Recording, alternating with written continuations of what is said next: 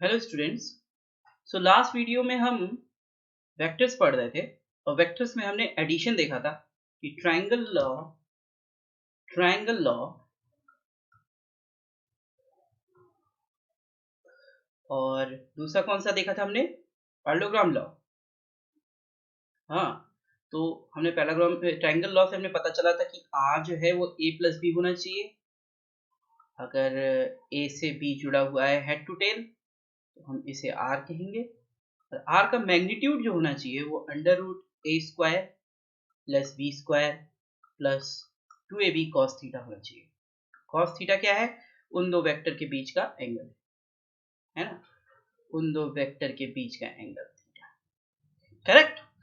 तो ये चीज हमने पढ़ा था और हमने ये भी पढ़ा था कि tan अल्फा जो रिजल्टेंट और किसी एक वेक्टर से एंगल जो बन रहा है उसे हम b sin theta upon a plus b cos theta पढ़ा था। ये फॉर्मूला हमने पढ़ा हुआ था। तो आज इसका एक दो कुछ एप्लीकेशन देखते हैं कि आखिर इसका रिजल्टेंट का मैग्नीट्यूड निकालने का एक दो एप्लीकेशन देखते हैं, एग्जांपल देखते हैं और वीडियो में आगे बढ़ते हैं। तो एक ही एग्जांपल देख लीजिए कि अगर दो वेक्टर है और दोनों का मैग्नीट्यूड सेम है और जो कि a के बराबर है और उनके बीच का एंगल थीटा है तो रिजल्टेंट पता करिए। तो इस क्वेश्चन में देखिए, अगर आपको पता है कि ये एक a है और दूसरा भी a है मैग्नीट्यूड और बीच का एंगल कितना है, थीटा है, तो इसको कैसे सॉल्व किया जाएगा। अब देखिए यहाँ पे हमें फिर जो है पैरेललोग्राम लॉ ही लगाना है। तो पैरेललोग्राम लॉ जो है अगर आप लगाने चलिएगा तो आपको क्या लिखना पड़ेगा, r is equal to under root a square plus b square, b भी यहाँ पे a ही है, a square plus 2a into a square cos theta. Okay, so this will become 2a square plus 2a square cos theta. So we can write this like 2a square को common ले लीजिए और यहाँ लिख दिए 1 plus cos theta. So trigonometry में हमने पढ़ा था कि cos थीटा को मैं लिख सकता हूँ 2 cos square theta by 2 minus 1। Correct. तो 1 प्लस cos थीटा को मैं क्या लिख सकता हूँ, 2 cos square theta by 2। Correct. तो cos square 1 plus cos theta को मैं 2 cos स्क्वायर थीटा बाई 2 भी लिख सकता हूँ। तो देखा कितना एलिमेंट्री मैथमेटिक्स वेक्टर में काम आ रहा है और वेक्टर जो है आगे के चैप्टर्स में काम आने वाला है। So everything is like related. और जब आप एक चीज पकड़ेंगे, एक सीढ़ी चढ़ेंगे, दूसरी सीढ़ी चढ़ेंगे, तीसरी सीढ़ी चढ़ेंगे तो आप आराम से चढ़ते हुए ऊपर चले जाएंगे। और अगर आप कोशिश करेंगे क्यों ना मैं जंप मार दूं तो गिरने की संभावना भी बनती है ना। तो कोशिश करिए कि चीजें धीरे धीरे सीखती चलिए और प्रैक्टिस करते हुए चलिए, बहुत इजी हो जाएगी चीज। तो 1 प्लस कॉस थीटा की जगह मैं लिख सकता हूँ 2 कॉस स्क्वायर थीटा बाई 2। तो इसे मैं लिख सकता हूँ 2 square 2 cos square theta by 2। तो अंडर रूट से बाहर जब ये आएगा तो 2a कॉस थीटा बाई 2 हो जाएगा। तो ये रिजल्टेंट होगा, ये रिजल्टेंट होगा उन दो वेक्टर्स का जिनका मैग्नीट्यूड सेम है और उनके बीच का एंगल थीटा है। अब ये वेक्टर क्वांटिटी फोर्स भी हो सकती है जिनका मैग्नीट्यूड सेम हो और एंगल उनके बीच थीटा हो। करेक्ट। ये वेक्टर क्वांटिटी वेलोसिटी भी हो सकती है जिनका मैग्नीट्यूड सेम हो और उनके बीच का एंगल थीटा हो। तो ये एक जनरल फॉर्म मैंने आपको बताया। ओके, अब आगे बढ़ते हैं, देखते हैं। तो अभी तक हमने ये सीखा कि वेक्टर्स को जो है वेक्टर फॉर्म में कैसे ऐड करना है और उनका रिजल्टेंट कैसे निकालना है। मान लीजिए अगर कोई वेक्टर ए आपको इस फॉर्म में दिया हुआ हो, axi plus ayj plus azk, और कोई एक दूसरा वेक्टर दिया हुआ है bxi plus byj plus bzk, और आपसे कहे कि a प्लस बी करिए, तो इसमें आप सिंपली a प्लस बी को i कंपोनेंट को i कंपोनेंट से, b कंपोनेंट को b कंपोनेंट से, सी कंपोनेंट को सी कंपोनेंट से ऐड कर, बस इसके अलावा और कुछ नहीं करना है। तो ये आपका हो जाएगा ax plus bxi plus ay plus byj plus az plus bzk। तो इसका मतलब जो रिजल्टेंट वो वेक्टर आएगा ऐड करने के बाद उसका x कंपोनेंट ये होगा, y कंपोनेंट ये होगा और z कंपोनेंट उसका। तो अब भाई आप कहेंगे हमने तो सब एडिशन पढ़ा है, सब्सट्रैक्शन भी बताइए। अगर कोई वेक्टर दिया हो सब्सट्रैक्ट करना हो तो क्या मतलब हुआ उसका? तो सब्सट्रैक्शन एडिशन ही है निगेटिव वेक्टर से, निगेटिव डायरेक्शन में जा रहे हुए वेक्टर से। जैसे मान लीजिए अगर ये a है और ये है आपका b, तो आप इसको क्या लिखते थे? इसको आप लिखते थे vector a plus vector b। मान लीजिए मैं इसको उल्टे डायरेक्शन में बनाऊंगा तो इसे मैं माइनस भी लिख सकता हूँ। तो माइनस b जो वेक्टर होगा वो, और ये वेक्टर जब आप ऐड करेंगे तो ये वेक्टर जो आएगा वो आएगा vector a plus of minus vector b, that we can write a minus vector b। तो निगेटिव डायरेक्शन के वेक्टर्स को किसी वेक्टर में ऐड करने का मतलब हुआ कि मैं उसका सब्सट्रैक्शन कर रहा हूँ। तो ये कोई नई चीज नहीं है, एडिशन ही है, तो इसमें कुछ अलग बताने के लिए है नहीं। तो इजी है, वेक्टर्स इजी है, इसे सीख लेंगे तो आगे के 2-3 चैप्टर ना बहुत ही काम आने वाले हैं वेक्टर्स। तो सीखते रहिए, पेशेंस रखिए थोड़ा सा और सीखते रहिए और प्रैक्टिस करते रहिए। अब देखिए एक और क्वेश्चन देख लेते हैं एडिशन का। अभी मैंने आपको बताया x कंपोनेंट जोड़ दीजिए, तो यहाँ पे x कंपोनेंट 1 है, यहाँ पे भी 1 है, तो इसको मैं जोड़ दूं तो ये हो जाएगा। इनका सम जो है, मान लीजिए इसके सम को मैं r से रिप्रेजेंट करता हूँ, तो 1 1 है तो ये 2 2i हो जाएगा। फिर यहाँ j कंपोनेंट 1 है और यहाँ पे 2 है, तो इन दोनों को ऐड करूंगा तो क्या हो जाएगा? 3j हो जाएगा। यहाँ पे क्या है? 1 है, यहाँ -1 है, ऐड करूंगा तो क्या होगा? 0 होगा। 1 plus 1 minus 1 k cap, so it will just be 2i plus 3j।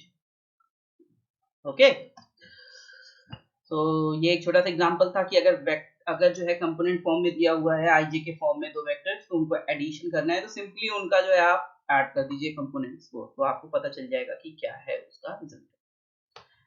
अच्छा, ये क्वेश्चन भी देख लीजिए। ये क्वेश्चन कह रहा है कि rain is falling vertically with a velocity of 25√3 metre per second, यानी रेन जो है नीचे गिर रही है 25√3 मीटर पर सेकेंड से, और विंड ब्लो हो रही है ईस्टवर्ड। मान लीजिए मैं इसको ईस्ट डायरेक्शन मान लेता हूँ, वो हो रही है 25 मीटर पर सेकेंड से। और फिर पूछा जा रहा है find the direction with the vertical and resultant speed. तो इंट्यूशन से या फिर जो हम डेली का जो एक्सपीरियंस करते हैं उससे भी हम कह सकते हैं कि अगर रेन नीचे सीधी गिर रही हो और हवा इस डायरेक्शन में हो तो रेन थोड़ी सी टिल्ट हो जाएगी इस डायरेक्शन में। हो जाएगी कि नहीं हो जाएगी? हो जाएगी। तो जो रेन हम इस डायरेक्शन में मान सकते हैं। अब वो वर्टिकल से कितना एंगल बना रही होगी वो ये थीटा। तो मैंने आपको पहले बताया है कि वेक्टर को उठाकर अगर डिस्प्लेस कर दे तो उसकी वैल्यू चेंज नहीं होती। तो इस वेक्टर को उठा के अगर मैं यहाँ रख दूं, यानी ये 25 है और ये वाला पार्ट जो है, इस वाले पार्ट को मैं 25√3 लिख सकता हूँ। तो ये देखिए एक राइट एंगल ट्रायंगल बन गया, और इस राइट एंगल ट्रायंगल में tan थीटा की वैल्यू परपेंडिकुलर अपॉन बेस जो कि 25/25√3 विल बी इक्वल टू 1/√3, और थीटा को मैं लिख सकता हूँ tan inverse 1/√3, that will be equal to 30 degrees. Okay, तो आप देखिए एक ट्रिग्नोमेट्री का थोड़ी सी चीज लगी वेक्टर में, और वेक्टर यूज होगा कहीं और। अभी हम देखेंगे अगले चैप्टर में, आने वाले चैप्टर में वेक्टर्स को कैसे यूज करना है, लेकिन जैसे यूज करना है ना वो इन्हीं तरीकों से यूज करना है वेक्टर्स को। वेक्टर्स को इन्हीं तरीकों से यूज करना है। ओके, तो नेक्स्ट अब हमको देखना है मल्टीप्लिकेशन ऑफ वेक्टर्स। तो मल्टीप्लिकेशन ऑफ वेक्टर्स, अभी तक हमने क्या देखा था? एडिशन देखा, सब्सट्रैक्शन देखा, तो भाई ऑब्वियस सी बात है मल्टीप्लिकेशन भी देखना पड़ेगा। तो मल्टीप्लिकेशन ऑफ वेक्टर्स दो तरह से हम मल्टीप्लाई करते हैं इसको, एक तो ये डॉट प्रोडक्ट होता है और दूसरा स्केलर प्रोडक्ट होता है, दूसरा जो है क्रॉस प्रोडक्ट होता है। तो डॉट प्रोडक्ट में जो है ये फॉर्मूला आपको याद होना चाहिए, a plus b, a dot b is equal to a b into cos theta, जहां पे a जो है मैग्नीट्यूड ऑफ a वेक्टर है,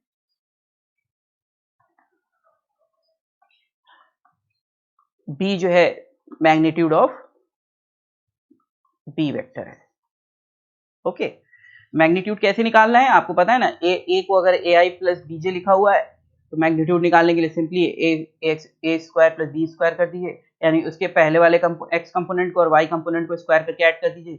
अगर जेड कंपोनेंट भी दिया हुआ है तो फिर क्या करिएगा, उसको भी जो उठा के ऐड कर उसको भी जो है स्क्वायर करके ऐड कर दीजिएगा, आपका रिजल्टेंट आ जाएगा।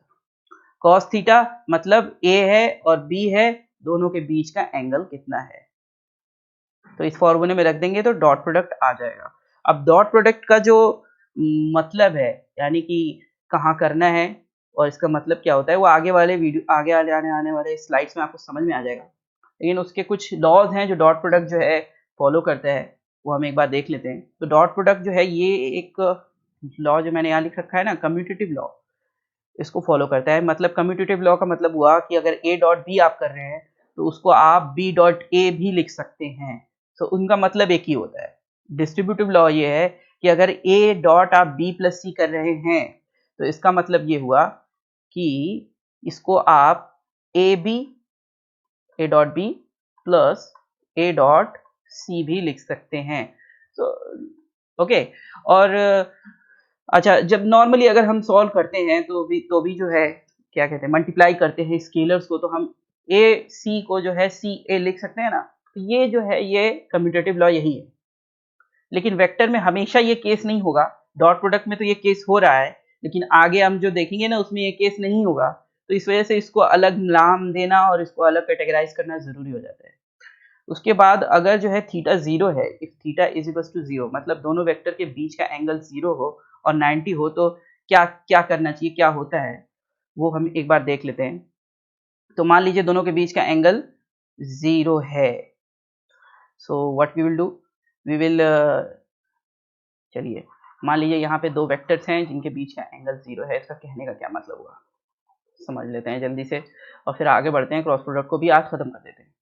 तो देखिए ये है वेक्टर ए, एक और वेक्टर उसके पैरेलल में होगा बी, सो दोनों के बीच का एंगल क्या होने वाला है, जीरो होने वाला है। तो इसका मतलब ए डॉट बी जो होगा वो a b cos zero one होता है, ए बी के बराबर होगा। और अगर उन दोनों के बीच का एंगल 90 होता है, यानी वो एक दूसरे के परपेंडिकुलर हैं दो वेक्टर्स, एक वेक्टर ये है एक वेक्टर ये है, ए ये है बी ये है, दोनों के बीच का एंगल 90 डिग्री है, तो उस केस में ए डॉट बी क्या हो जाएगा, a b cos 90,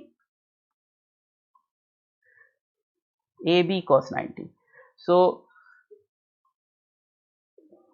a b cos 90, cos 90 क्या होता है, कॉस 90 जीरो होता है, so this will become zero.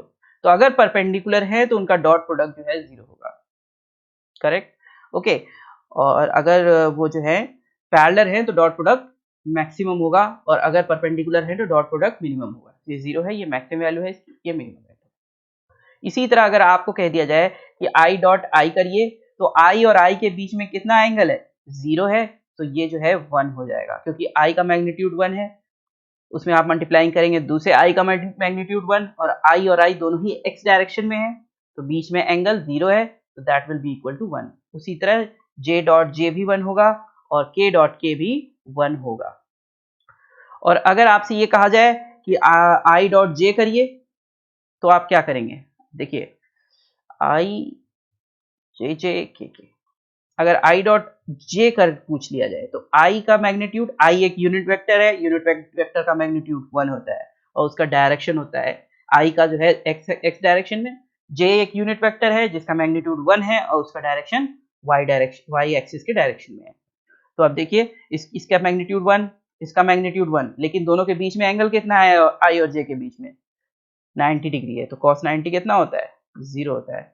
इसलिए जब भी हम मल्टीप्लाई करेंगे ना, तो आई और आई को मल्टीप्लाई करेंगे, जे को और के को मल्टीप्लाई करेंगे, आई और जे और के को ऐसे मल्टीप्लाई नहीं करेंगे। ओके, तो डॉट प्रोडक्ट का जो सबसे इंपॉर्टेंट यूज है, देखिए बहुत इंपॉर्टेंट चीज है ये, इंपॉर्टेंट यूज ये है कि ए डॉट बी जब हम करते हैं तो हम कैसे लिखते हैं, ए बी कॉस थीटा, यहां से हम कॉस थीटा को निकाल सकते हैं vector a dot vector b upon mod of a into mod of b, या फिर magnitude of a into magnitude of b, ये मॉड ही है। इसको ऐसे भी लिखा जा सकता है या फिर सिंपली ऐसे ए भी लिख सकते हैं, कोई बात नहीं है। तो यहां से हम लिख सकते हैं theta is equal to a dot b upon mod of b, ये कॉस इनवर्स। तो ये थीटा निकालने का एक फॉर्मूला है, अलग से बताने की क्या जरूरत है। जब भी आप दो वेक्टर्स के बीच का एंगल आपको निकालना है तो ये ही याद रखिए और यहाँ से cos थीटा की वैल्यू निकाल लीजिए या फिर थीटा की वैल्यू निकाल लीजिए। क्यों अलग से फॉर्मूला याद करना जब इसी फॉर्मूले से काम चल जा रहा है, तो है कि नहीं। तो अब देखिए इसका एक एग्जांपल देख लीजिए। मान लीजिए ये दिया हुआ है 3i + 4j, एक वेक्टर है, उसका x एक्सिस के साथ कितना एंगल बन रहा है, तो x एक्सिस का यूनिट वेक्टर हो जाता है i, करेक्ट। तो अगर मैं वेक्टर a डॉट i करूं तो क्या मुझे मिलना चाहिए, वेक्टर a का मॉड, i का मॉड और दोनों के बीच का एंगल cos थीटा।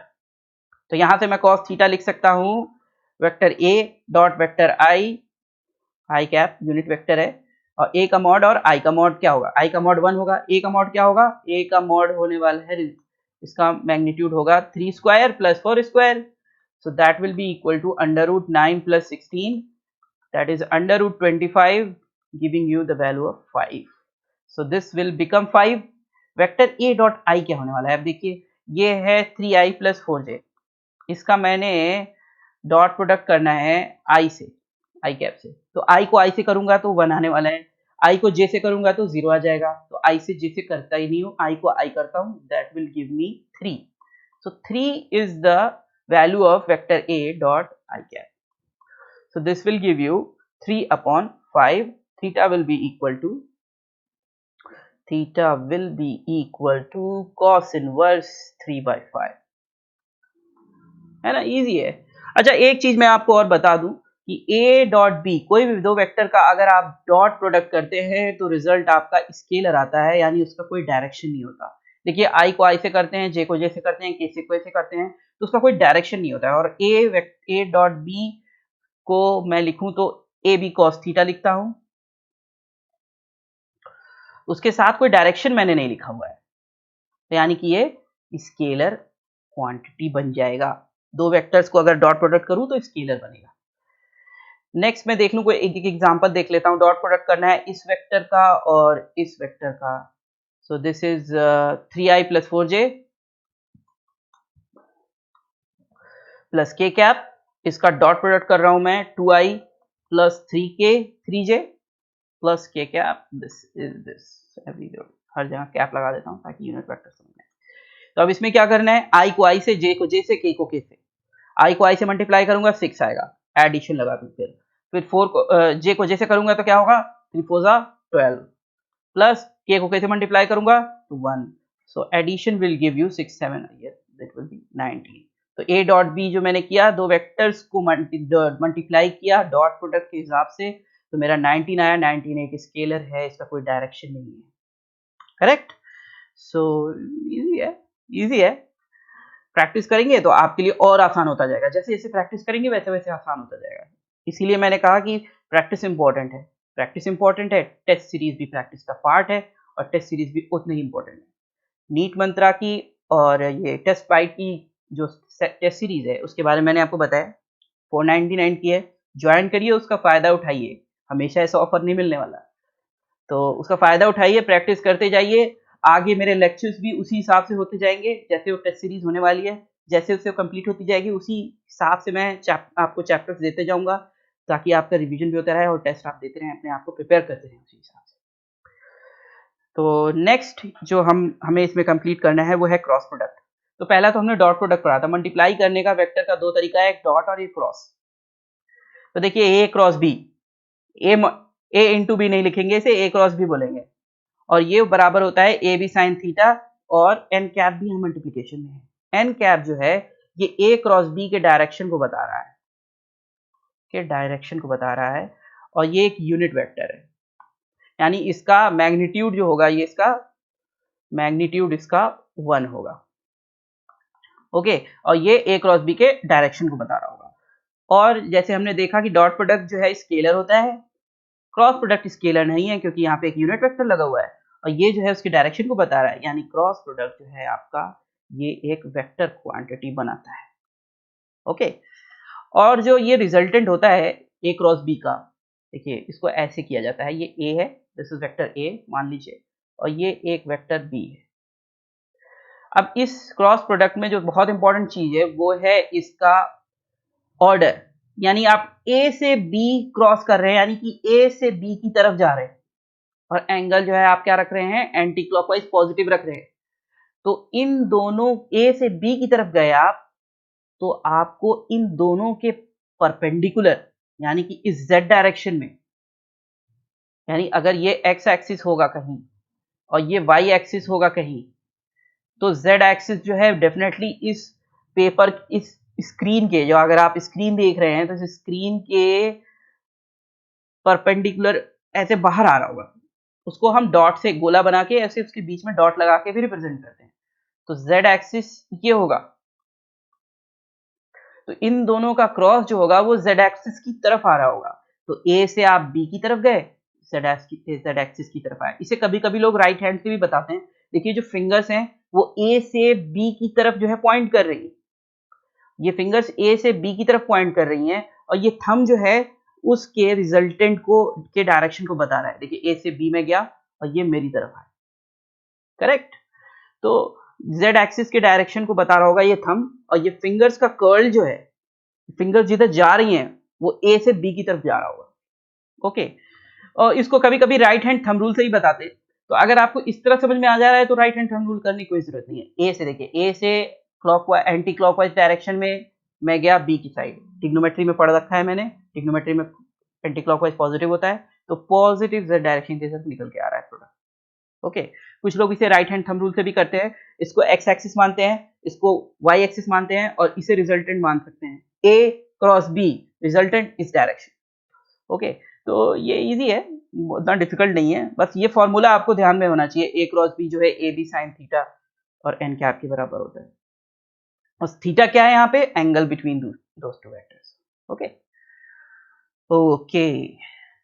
तो अब जैसे उसमें कम्यूटेटिव लॉ देखा था मैंने, क्या देखा था, a डॉट b जो है b डॉट a के बराबर है, लेकिन यहाँ पे नहीं है, यहाँ पे ऑर्डरमेंट बहुत जरूरी है, क्योंकि a क्रॉस b जो होगा वो b क्रॉस a के बराबर नहीं होगा। अब आप कहेंगे सर फॉर्मूला तो आपने लिखाया था ए बी साइन थीटा है,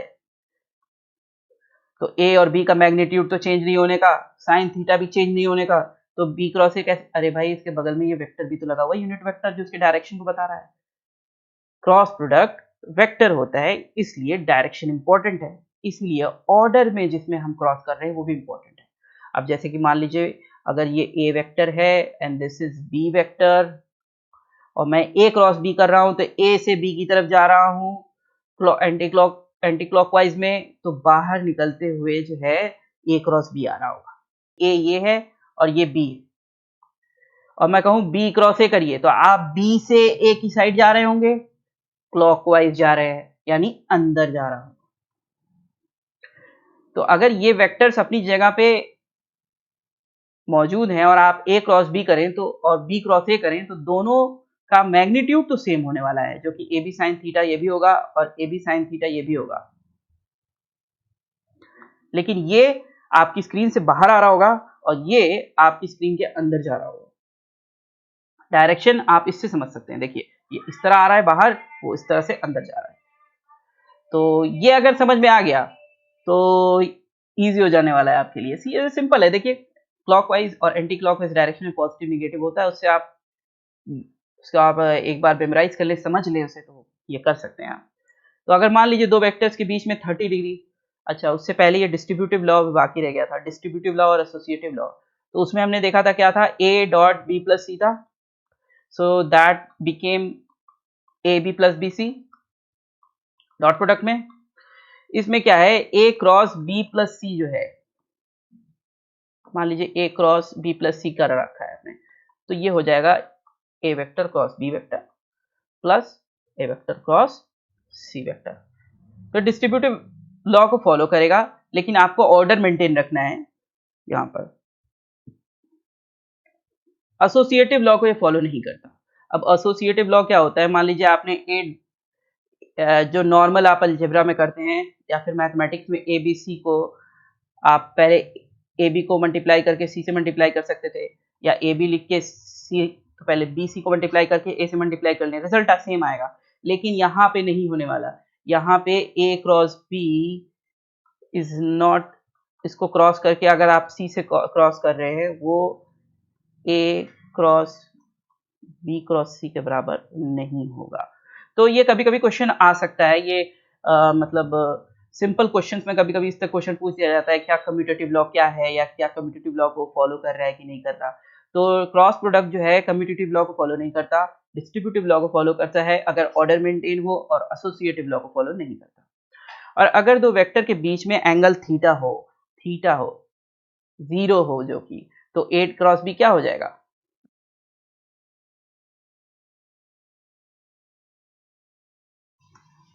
तो ये इसकी मिनिमम वैल्यू है। और अगर ए क्रॉस बी किया हुआ है और उसके बीच में एंगल थीटा 90 डिग्री है, so that will be a b. तो देखा था आपने डॉट प्रोडक्ट में अगर दोनों पैरेलल वेक्टर थे तो डॉट प्रोडक्ट जो था वो जी कॉस जीरो वो मैक्सिमम था, और अगर दो परपेंडिकुलर थे तो डॉट प्रोडक्ट जो था वो जीरो था। इसमें देखिए उल्टा केस है, अगर दोनों पैरेलल हैं तो क्रॉस प्रोडक्ट जो होगा वो दोनों पैरेलल हैं तो क्रॉस प्रोडक्ट जो होगा वो जीरो होगा, और अगर दोनों परपेंडिकुलर हैं तो क्रॉस प्रोडक्ट मैक्सिमम होगा, मैक्सिमम होगा। तो ये है दोनों के बीच का। और इस केस में अगर आपको आई क्रॉस आई करना पड़ जाए, तो इसमें आई क्रॉस आई करना पड़ जाए तो बीच में एंगल कितना है? जीरो है, तो इसका मतलब साइन जीरो जीरो होता है, तो यानी क्रॉस प्रोडक्ट जीरो होगा। जे क्रॉस जे करेंगे तो इसमें जीरो आएगा, के क्रॉस के करेंगे तो इसमें जीरो आएगा। लेकिन आई क्रॉस जे या आई क्रॉस के करने के लिए मैं आपको एक तरीका बताता हूँ, सिंपल है। आई जे और के को लिख लीजिए एक ऑर्डर में, आई से जे, जे से के, ऐसे एरो बना लीजिए, और के से वापस आई एक ऐसे एरो बना लीजिए। ये ऑर्डर तो हर किसी को याद हो सकता है, आई जे के। अब देखिए आई क्रॉस जे करते हैं तो के आना चाहिए, जे क्रॉस के करते हैं तो आई आना चाहिए, के क्रॉस आई करते हैं तो जे आना चाहिए। अगर मैं आई क्रॉस जे कर दूं तो देखिए इस एरो के अपोजिट जा रहा हूं, तो that will be equal to minus j. Okay, अगर के क्रॉस जे कर दूं, के क्रॉस जे जो है इस एरो के अपोजिट जा रहा हूं तो माइनस आई आएगा। तो अगर ये एक छोटी सी चीज है, अगर आपको ये अगर आपके ध्यान में है तो आप बहुत सारी चीजें कर ले जाएंगे। ये बना लीजिएगा, आई से जे, जे से के से वापस आई। तो अगर इस ऑर्डर को फॉलो कर रहा होगा, आई से जे जा रहे, आई क्रॉस जे जा रहे होंगे तो के आएगा, के क्रॉस आई जा रहे होंगे तो जे आएगा। अगर इसके उल्टा जाएंगे, जे क्रॉस आई करेंगे तो माइनस के आएगा। तो इस ऑर्डर में अगर है तो पॉजिटिव आने वाला है, इस ऑर्डर में नहीं है तो निगेटिव आने वाला है। एक एग्जाम्पल करके देखते हैं फटाफट। हाँ, ये एक तरीका रह गया है जो मैं आपको बता दूं कि अगर मान लीजिए ये एक वेक्टर है ए, वेक्टर ए इज ए आई, चलिए ऐसे कर दे रहा हूँ, a i plus b j plus c k, और vector b is d i plus e j plus f k. मैंने ये अपने मन से मान लिया है एक वेक्टर, दो वेक्टर्स को, और ये ए बी सी और डी ई एफ जो है इनके कंपोनेंट्स हैं जो एक्स वाई और जेड डायरेक्शन में है। और मैं कह दूं आपसे कि ए क्रॉस बी कर लीजिए, तो इसको सॉल्व करते हैं हम डिटर्मिनेंट के तरीके से। ये छोटी सी चीज है, अगर आप याद रखेंगे तो हर जगह ये सॉल्व हो जाएगा आपसे ए क्रॉस बी। तो देखिए ये आप इस तरह से लिख लीजिए, पहले लिख लीजिए आई जे और के। ओके, इसके ऊपर लिख लीजिए आप पॉजिटिव निगेटिव पॉजिटिव, करेक्ट। उसके बाद देखिए ए क्रॉस बी करना है तो पहले ए को लिखिए, ए के कंपोनेंट्स को लिख लीजिए, ए बी सी। फिर बी के कंपोनेंट को लिखिए, डी ई एफ। ओके, उसके बाद जो है इसको इसको एक्सपैंड कैसे करना है कि आप पहले लिखें क्या, आई पॉजिटिव है तो उसके सामने प्लस साइन लगाना है। उसके बाद क्या करना है, आई जिस रो में है और जिस कॉलम में है, देखिए ये वाला पार्ट जो है, ये वाला पार्ट आई का है। ओके, जिस रो और जिस कॉलम में है उसको छोड़ दीजिए। उसके बाद बी को एफ से मल्टीप्लाई करिए और उसे माइनस करिए सी को ई, देखिए ये आपको करना है। तो बी एफ माइनस सी ई। फिर क्या करना है, फिर ये करना है कि इसे हटा लीजिए। ओके, फिर ये करना है कि फिर जे को लेना है, तो जे के ऊपर माइनस लिखा है तो माइनस जे लिख लीजिए, करेक्ट, माइनस जे लिखा मैंने। उसके बाद क्या करना है कि जे वाले रो को और जे वाले कॉलम को छोड़ देना है, और फिर जो है देखना है ए को मल्टीप्लाई करूं मैं, ए को मल्टीप्लाई करता हूं मैं एफ से, और सी को मल्टीप्लाई करता हूं डी से, यानी लिखूं मैं ब्रैकेट के अंदर a f minus c d. Okay, इतना हो जाने के बाद मैं के पे आता हूं, तो यहां देखिए के पॉजिटिव है तो मैं यहां लिखूंगा प्लस के। ओके, और फिर मैंने क्या करना है कि के रो को और के कॉलम को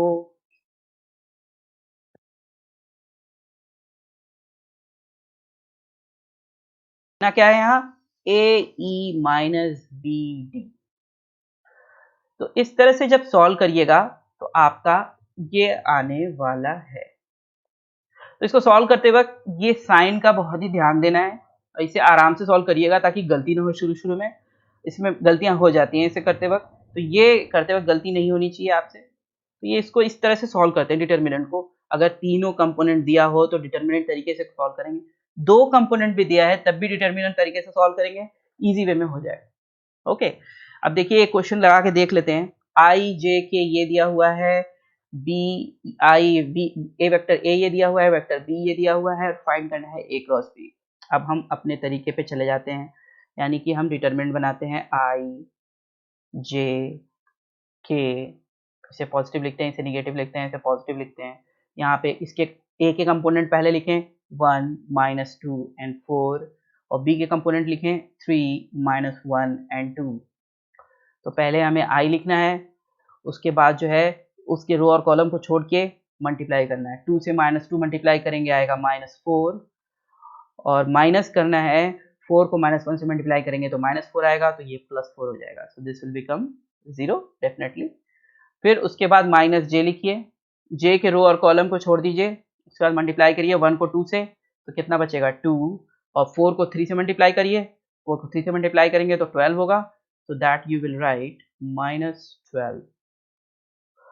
ओके, उसके बाद जो है अगला वेक्टर आप लिखिए प्लस के, और उसके बाद देखिए के रो और कॉलम को छोड़ दीजिए, 1 को -1 से मल्टीप्लाई करिए, यू विल गेट -1, और 2 को 3 से मल्टीप्लाई करेंगे तो माइनस ऑफ -2 into 3 -6 होता है, तो ये +6 हो जाएगा। सो this will give you, this will become 0, -2 और -12 is -10, -10i is 10i plus 5k। Okay, so आप देख रहे हैं इसमें आपको क्या मिला, 10i plus 5k वाले में 10j plus 5k, आपको i कंपोनेंट नहीं मिला इसमें क्रॉस प्रोडक्ट करने में, और वो कैंसिल हो गया। तो इस तरह से इसे सॉल्व करना है।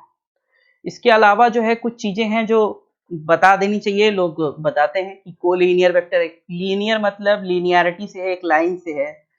तो अगर सभी वेक्टर्स एक लाइन में पॉइंट करते हुए हो, एक लाइन में हो, तो वो कोलिनियर वेक्टर होते हैं। अगर ये जैसे पूरा जो आपको स्क्रीन दिख रही होगी ना, आपकी स्क्रीन जो है एक्स वाई एक्सिस में है, एक्स वाई प्लेन में है, तो ये अगर जितने भी वेक्टर्स मैं बना रहा हूँ वो सब इस प्लेन पे ही बना रहा हूँ, तो ये सारे वेक्टर्स एक प्लेन में है, यानी ये वेक्टर्स कोप्लेनर है।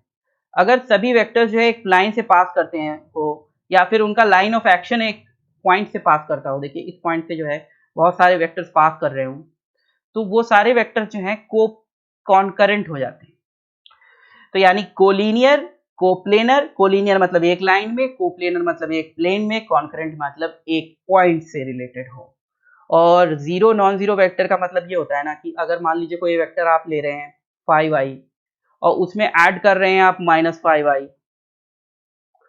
तो आपको जीरो मिलेगा। जीरो मिलेगा कि नहीं मिलेगा, तो वो एक दूसरे को कैंसिल कर देगा। तो ये जीरो को कभी कभी जीरो वेक्टर भी बोला जाता है, इसका डायरेक्शन नहीं बता सकते। दो वेक्टर को ऐड किए हैं तो डेफिनेटली आपको वेक्टर मिलना चाहिए, लेकिन उसका डायरेक्शन आप बता नहीं सकते, इसीलिए जीरो वेक्टर को ऐसे रिप्रेजेंट किया जाता है, डायरेक्शन इनडिटरमिनेट, सो डिटरमाइन नहीं किया जा सकता। इसके साथ ही मेरे ख्याल से जितना भी कुछ बताना था आप लोगों को मुझे वेक्टर में, मैंने आप लोगों को बता दिया है।